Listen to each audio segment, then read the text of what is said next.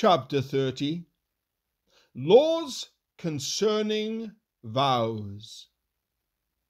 Then Moses summoned the leaders of the tribes of Israel and told them, "This is what the Lord has commanded. A man who makes a vow to the Lord, or makes a pledge under oath, must never break it. He must do exactly what he said he would do. If a young woman makes a vow to the Lord, or a pledge under oath while she is still living at her father's home, and her father hears of the vow or pledge and does not object to it, then all her vows and pledges will stand. But if her father refuses to let her fulfill the vow or pledge on the day he hears of it, then all her vows and pledges will become invalid. The Lord will forgive her because her father would not let her fulfill them. Now, suppose a young woman makes a vow or binds herself with an impulsive pledge and later marries. If her husband learns of her vow or pledge and does not object on the day he hears of it, her vows and pledges will stand.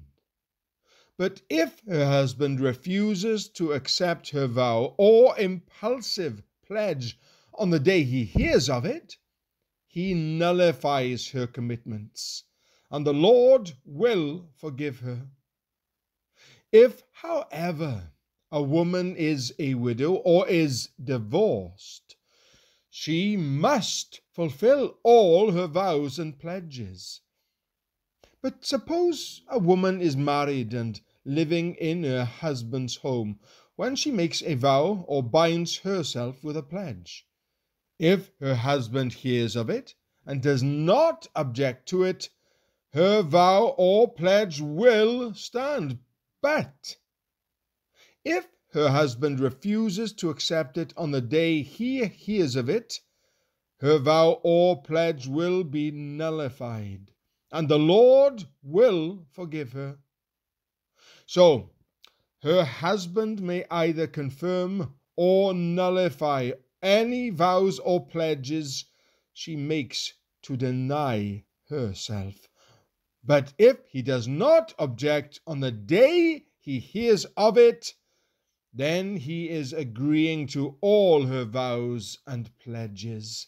If he waits more than a day and then tries to nullify a vow or pledge, he will be punished for the guilt.